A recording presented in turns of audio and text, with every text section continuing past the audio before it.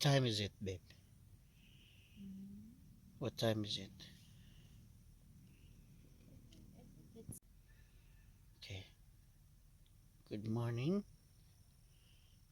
And it's already 6:35 a.m. March 30, 2022, and we're here at Gabby's little farm. So this is the overview of the place. They got um they already have picnic tables and chairs. Yes. Foggy. They have fences. Understandable. Children might stay here. And this is the view, a mountain view, city scene over there.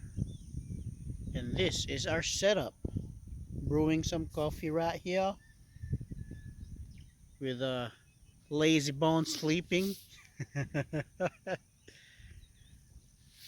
So this is basically our first time doing car camping together, and this is our first setup, like makeshift van house.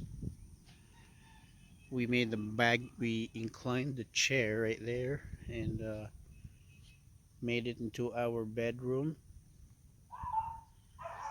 with windows half open, covered with this to keep the mosquitoes out, but the cold in.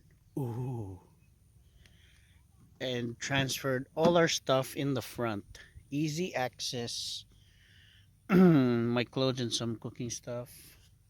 All the main stuff right here, which is my solar panel and all my gadgets.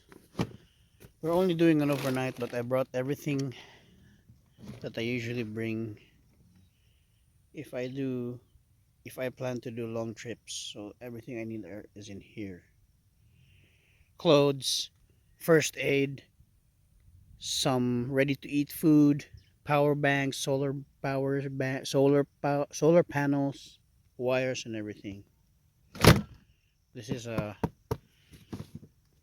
my business stuff, so that while I travel I can sell and make a few bucks. Some stickers and handmade art, and some last minute uh, chicheria shopping, and some random clothes and stuff. A tent, if ever we feel like we want to do a tent. Yeah, so here's a far view of my makeshift van life car.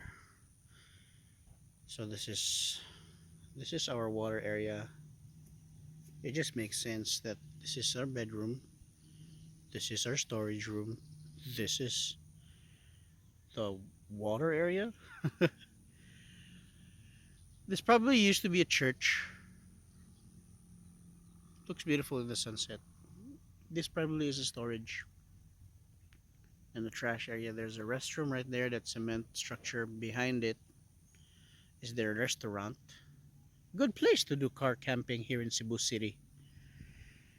And as I'm trying to live this type of life, um, it also is a great experience to look for places to live in the night, and be humbled down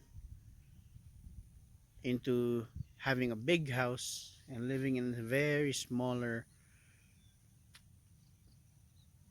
place. Yeah. So in the journey of um, thinking of living a life in a van, there's a lot of things to consider. Letting go of a lot of stuff, making everything you need fit in a van. But it also made me anxious or pressured to actually have a van that looks like the Volkswagen Combi. Any van that looks like that. because that's like the template. And the next thing I know, it's like I got pressured to make it look like a house with cabinets and a kitchen area and blah blah blah. Then I realized it has become like a trend that you need to follow from dot to dot. And then I saw this documentary of a girl who lives in her Civic. I will mention her name because I can't remember it right now, but I've been watching her videos, not day by day, but she's been living in it for a year in a Civic. And what she does, she drives around, does her work. At night, she sets up her back seat, puts some insulation silver foam, and then sleeps there. And of course, she takes notes of her friends and takes a bath at their houses, which is good. Then I realized, whoa, she's living the life. She didn't have to have a van. So you guys can do that too. Any any vehicle where you can sleep in, that will be fine. I mean, if you've done camping, you can also, I mean, you know that you can sleep in a tent, right? That's smaller than a car. Oh, Civic is bigger than a tent. So all I'm saying is that could be done as well. You can also makeshift any car. So yeah, what I realized slowly was that in trying to transition into living in a van, you don't have to live up to that hype and suddenly live in a van right away. But especially when you have a very different lifestyle. But I still wanted to do it, so especially circumstances came. So what I did, since I already have a vehicle, I used that and slowly slept in many places, and everything I need I slowly decluttered, and everything I need fits in a van. So I slowly transitioned to that. The mentality I did not lose. So every day I try to declutter and make everything fit in a van. It really humbles you down, and it really makes you realize how much stuff you don't need. And it all coincides, watching tiny homes, watching minimalism, watching Marie Kondo, and then I met people who live in their van, and I realized, why not do that? Even if I cannot start it right away, even if I cannot make it look like my ideal van, we have elements that we can use to do that. We have a car already, we have camping equipment already, and we can just declutter all the stuff I need to have stuff that we can use living off grid. You know, you don't have to go back in and out of your house to get charging and everything. Everything you need to live fits in a van.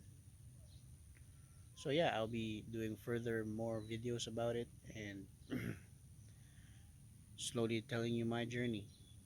So it's like a transition journey. All right, see you guys.